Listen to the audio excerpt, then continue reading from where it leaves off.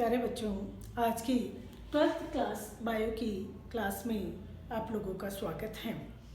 आज आपको पादप में जल अवशोषण यानी absorption of water in plant का बताया जाएगा, पढ़ाया जाएगा।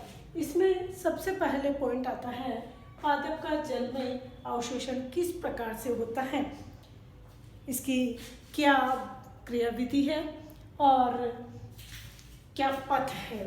पानी का जड़ से लेकर के पौधे के विभिन्न भागों तक पहुंचने का क्या मार्ग है, ये अपन इसके बारे में आज अपन देखेंगे। तो सबसे पहला वीडियो के अंदर अपन देखेंगे कि पादप में जल का अवशोषण किस प्रकार से होता है। कोई भी पादप हो उसे पानी की आवश्यकता होती है। उसकी सारी विभिन्न जैविक क्रियाओं को करने के लिए, जैविक क्रियाओं को पूरा करने के लिए जल की आवश्यकता होती है। पादप जल को जड़ के द्वारा मृदा में उपस्थित पानी को जड़ के द्वारा मूल रोमों के द्वारा खींचता है और वह पौधे के विभिन्न भागों तक पहुंचाने का काम करता है, जिससे पौधा अपनी विभिन्न जैविक प्रक्रियाओं को पूरा करने में सहायक है, जैसे कि श्वसन क्रिया, प्रकाश संश्लेषण आदि क्रियाएं जो है पौधों के द्वारा होती है और उन पौधों की क्रियाओं के लिए पानी की आवश्यकता होती है। तो इस पानी की आवश्यकता को पादप किस प्रकार से पूरा करता है, किस प्रकार से उसको अवशोषण करता है और पौधे के विभिन्न भागों तक किस प्रकार से पहुंचाता है, इसे हम देखेंगे। तो सबसे पहले तो हमें ये जानना आवश्यक है कि पादप जो है वह मूल रोमों के द्वारा मृदा के द्वारा पानी अवशोषण करता है। मृदा में उपस्थित जल के अंदर गैसें, खनिज, कार्बनिक पदार्थ जो है वो गुलित अवस्था में होते हैं और गुलित अवस्था में होने के कारण यह मृदा के द्वारा मूल रोमों से आसानी से अवशोषित कर सकता है और अवशोषित करके जड़ के द्वारा वह विभिन्न भागों तक पहुंचाने का काम करता है। यह जल जो है या तो सिंचाई के माध्यम से उन्हें प्राप्त हुआ है या वर्षा के द्वारा प्राप्त हुआ है। यह जल जो मृदा में पहुंचकर पौधों को प्राप्त होता है, पौधे उसे ग्रहण करते हैं, तो यह जल मृदीय जल या मृदा जल कहलाता है। और यह मृदा जल में जो है केशिकी, गुरुत्व जल, आर्द्रताग्राही प्रकार का सभी प्रकार का मृदा जल जो है इसमें उपस्थित होता है। तो यह तो है मृदा जल, जिसमें खनिज या कार्बनिक पदार्थ गुलित अवस्था में रहते हैं और इस प्रकार से ये गुलित अवस्था में जल अवशोषण किया जाता है। तो जल अवशोषण किया जाता है। अब यहाँ हम देखेंगे जो अवशोषण किया जाता है मृदा से मूल रोमों द्वारा जल जो अवशोषित किया जाता है उसकी क्या क्रियाविधि है। तो यह क्रियाविधि दो प्रकार की होती है। एक तो होती है निष्क्रिय क्रियाविधि और दूसरी होती है सक्रिय क्रियाविधि। निष्क्रिय क्रियाविधि यानी पैसिव एब्जॉर्प्शन ऑफ वाटर और सेकंड है सक्रिय अवशोषण क्रियाविधि जो कहलाती है एक्टिव एब्जॉर्प्शन ऑफ वाटर। तो पहली विधि अपन देखेंगे निष्क्रिय अवशोषण। नाम से ही पता चल रहा है निष्क्रिय अवशोषण, यानी इसमें किसी प्रकार की ऊर्जा की आवश्यकता नहीं होती है। जल अपने आप अवशोषित होता है, वह निष्क्रिय क्रियाविधि कहलाती है। तो ये कैसे होती है देखिए हम। सामान्यतः जल जो है पौधे द्वारा जो है वो अपने आप अवशोषण करने की क्षमता होती है, यानी 96 से लेकर के 98% पौधे जो है जल की निष्क्रिय अवशोषण क्रियाविधि के द्वारा जल का अवशोषण करते हैं। यह जल का अवशोषण कैसे होता है देखें हम कि पौधे के वायवीय भाग या जो वायवीय भाग जो हरे हैं या पत्तियों के द्वारा वाष्पोत्सर्जन क्रिया की जाती है। और वाष्पोत्सर्जन में हम देखते हैं कि पौधा जो पानी है, पौधे के अंदर पानी है, उसे वाष्प के रूप में परिणित किया जाता है, यानी कि पानी की हानि होती है, जल की हानि होती है। और जल की हानि के द्वारा यहाँ पर पत्तियों में एक तनाव उत्पन्न होता है और इस तनाव के द्वारा जो जल है तने से, जो जल है वो तने के जल से जो तनाव है वो स्तंभ से होते हुए मूल तक जाता है और मूल तक जाकर के मूल रोमों में यह तनाव उत्पन्न होता है, जिससे मूल रोम क्या करते हैं, पानी को स्वतः खींचते रहते हैं। तनाव उत्पन्न हुआ है, उससे क्या हुआ, उसको किसी तरह से उसको ये मैसेज मिल रहा है कि यह काम तुम्हें करना है। तनाव का मतलब है हमें काम करने का, जो कोई जैसे हम कोई काम कर रहे हैं उसके लिए हमें तनाव हो जाता है और उस काम को हम करके ही पूरा करके ही बैठते हैं। इसी प्रकार से यहाँ पर तने से लेकर के, तने से होते हुए स्तंभ, स्तंभ से होते हुए मूल में, मूल से होते हुए मूल रोमों तक वह तनाव पहुँचता है और मूल रोम में तनाव जब पहुँचता है तो मूल रोम स्वतः ही मृदा से जल को अवशोषित करने लगते हैं और यह स्वतः अवशोषण करने की जो क्रिया है यह निष्क्रिय अवशोषण की क्रिया कहलाती है और इसमें किसी प्रकार की ऊर्जा की आवश्यकता नहीं होती है। यह अवशोषण वाष्पोत्सर्जन क्रिया के ऊपर निर्भर करता है। वाष्पोत्सर्जन तीव्र गति से हो रहा है तो अवशोषण भी तीव्र गति से होएगा, क्योंकि हमने देखा है कि पत्तियों से जब वाष्पोत्सर्जन क्रिया होती है तो उसमें तनाव उत्पन्न होता है। जब अधिक मात्रा में वाष्पोत्सर्जन होगा तो अधिक मात्रा में तनाव उत्पन्न होगा और जल भी अवशोषित अधिक मात्रा में होगा। अतः यह वाष्पोत्सर्जन के तीव्र होने पर अवशोषण भी तीव्र होने लगता है। यह कहलाता है निष्क्रिय क्रियाविधि। देन सेकंड आती है सक्रिय क्रियाविधि, यानी एक्टिव एब्जॉर्प्शन ऑफ वाटर। अब जैसा कि नाम से ही विदित है कि सक्रिय अवशोषण, सक्रिय करने के लिए हमें किसी न किसी प्रकार का बल लगाना पड़ता है। किसी को सक्रिय करने के लिए किसी न किसी प्रकार का बल लगाना पड़ता है और बल के द्वारा जो अवशोषण होता है वह सक्रिय क्रियाविधि कहलाती है। यानी कि निष्क्रिय क्रियाविधि अपने आप होती है और सक्रिय को करने के लिए हमें किसी न किसी प्रकार का बल लगाना पड़ता है तो वह कहलाती है सक्रिय क्रियाविधि। तो यहाँ पर वाष्पोत्सर्जन के ऊपर यह निर्भर नहीं करता है। यहाँ पर वाष्पोत्सर्जन अगर तेज है, कम है, तेज है तो निष्क्रिय क्रियाविधि है।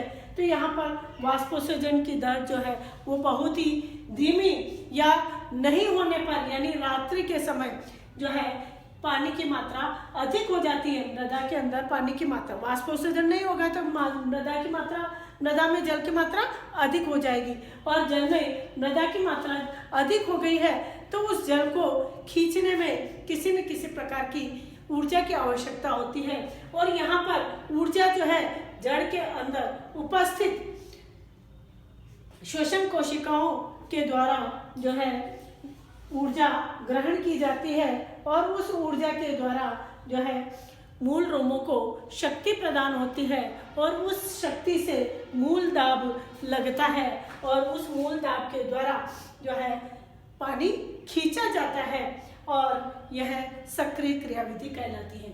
यानी कि अवशोषण जो है वाष्पोत्सर्जन धीमा या कम होने पर होता है, जिस यहाँ पर जल की मात्रा भी अधिक हो जाती है और मूल यहाँ पर अवशोषण के लिए आवश्यक बल जो है मूल की जीवित कोशिकाओं में उत्पन्न होता है। जीवित कोशिकाओं में श्वसन क्रिया होती है। श्वसन क्रिया करने के लिए एटीपी की आवश्यकता होती है और एटीपी के द्वारा यहाँ पर एक मूल दाब उत्पन्न होता है और यह मूल दाब के द्वारा जड़ जो है, जड़ के जो मूल रोम है वह पानी को अवशोषित करते हैं और जो पानी अवशोषण की जो क्षमता है यहाँ पर सिर्फ 2 से 4% ही होती है। यहाँ पर पानी जो अवशोषण होता है वो 2 से 4%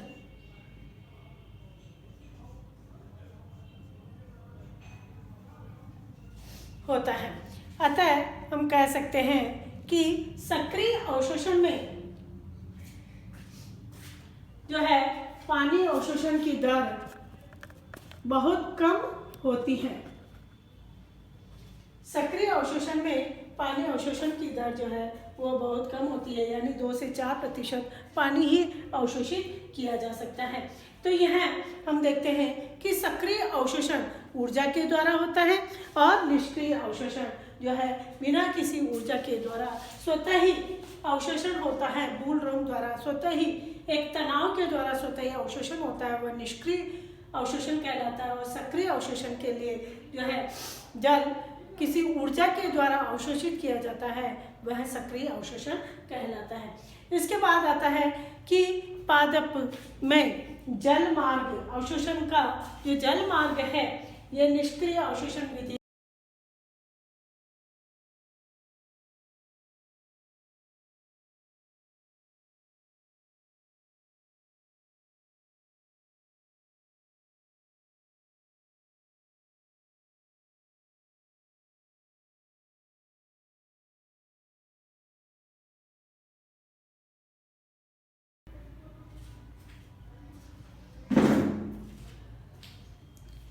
यस।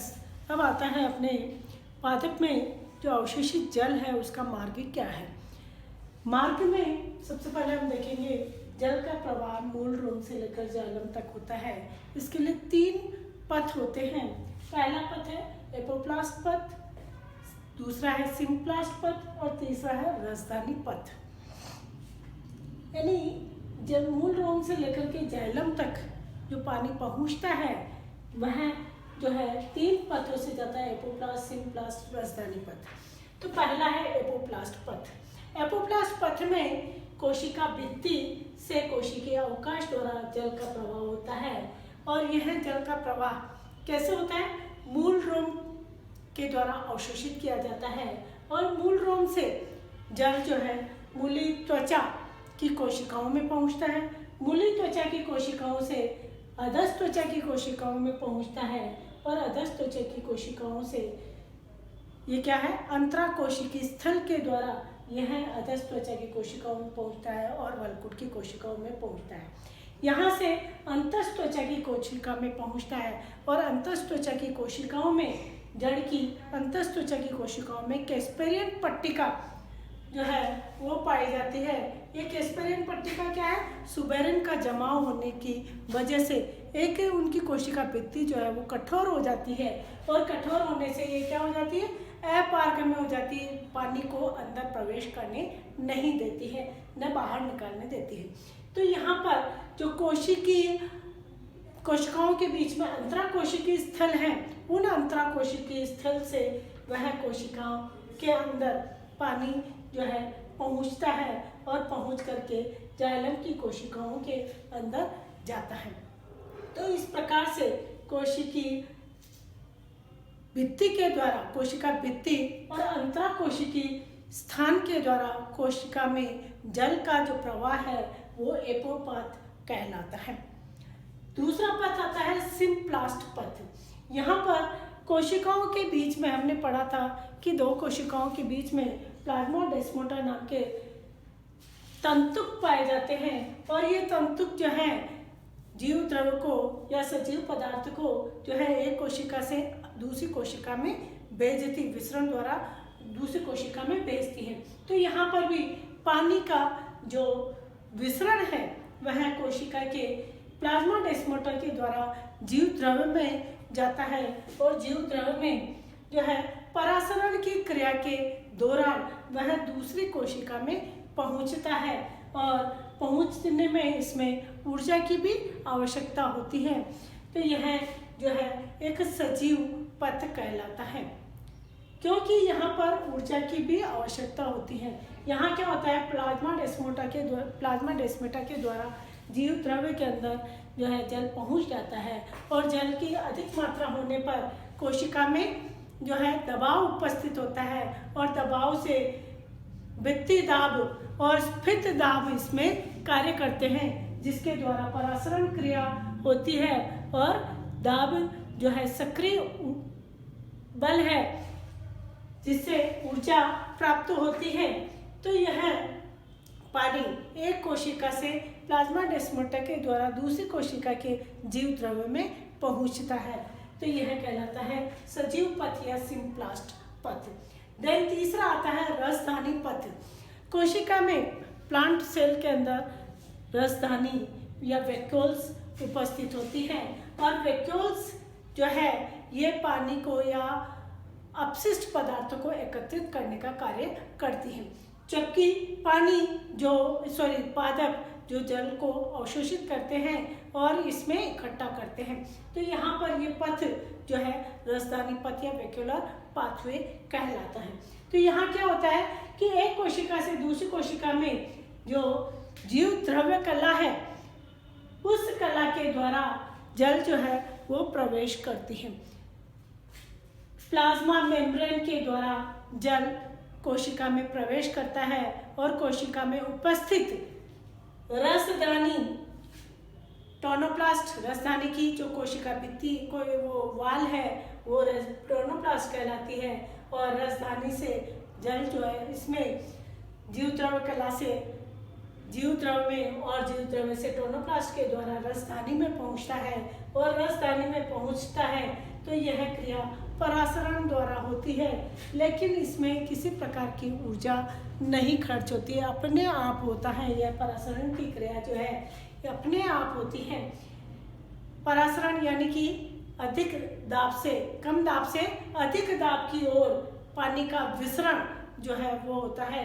तो यहाँ पर टोनोप्लास्ट से रसदानी में जल का प्रवेश और रसदानी से फिर दूसरी कोशिका में पहुंचता है। कोशिका जीव द्रव्य कला के द्वारा दूसरी कोशिका में पहुंचता है, तो यह पथ कहलाता है रसदानी पथ। इसको इस तरह से एक चित्र के द्वारा समझाया गया है कि ये कोशिका है, कोशिकाओं का जो स्तर है, एक कोशिका से दूसरी कोशिका, दूसरी से तीसरी कोशिका है, इनमें यह अंतरकोशिक स्थल है, और ये कोशिका में यह रिक्तिका है। ये कोशिका है, कोशिका जीव द्रव्य है, कोशिका द्रव्य है, और कोशिका द्रव्य में यह रिक्तिका है। ये कोशिका भित्ति है, और कोशिका भित्ति से जल जो है यहाँ से प्रवेश करता है। ये कोशिका द्रव्य में जल प्रवेश करके ये वापस यहाँ से कोशिका भित्ति के माध्यम से और अंतरकोशिकी स्थल से गुजरता हुआ दूसरी कोशिका भित्ति से इस कोशिका में पहुंचता है। तो ये जो जल का प्रवाह का ये जो वे है, ये वे कहलाता है एपोप्लास्ट, है ना। अब यहाँ पर कोशिका द्रव्य से, क्योंकि प्लाज्मा डेस्मोटा जो है वो कोशिका भित्ति में होते हैं, तो यहाँ से प्लाज्मा डेस्मोटा के द्वारा जल जो है एक कोशिका से दूसरी कोशिका में पहुँचता है, तो वह कहलाता है सिम्प्लास्ट। और तीसरा है ये कोशिका भित्ति से जीव द्रव्य कला, ये जीव द्रव्य कला से रसदानी में पहुंचता है, और रसदानी से जल जो है वापस से कोशिकी भित्ति के द्वारा आगे दूसरी कोशिका में प्रवेश करता है, तो यह कहलाता है रसदानी पथ। तो इस प्रकार से हम देखते हैं एपोप्लास्ट, सिम्प्लास्ट और रसदानी पथ। एपोप्लास्ट कोशिका भित्ति और अंतरकोशिकी स्थल के द्वारा जल का विसरण या प्रवाह है एपोप्लास्ट द्वारा। प्लाज्मा डेस्मेटा के द्वारा जल का प्रवाह एक कोशिका से दूसरी कोशिका में सिम्प्लास्ट, और रिक्तिका के माध्यम से एक कोशिका से दूसरी कोशिका में पहुंचता है, वह रसदानी पथ कहलाता है। धन्यवाद।